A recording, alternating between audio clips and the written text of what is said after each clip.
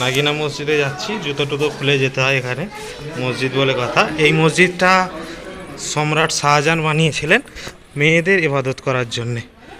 এই যে আমরা এসেছি নাগিনা মসজিদে, এটা মহিলাদের ইবাদতের জায়গা, সেই জন্য সম্রাট শাহজাহান মেয়েদের নামাজ পড়ার জামাতের জন্য এই মসজিদটা বানিয়েছিলেন।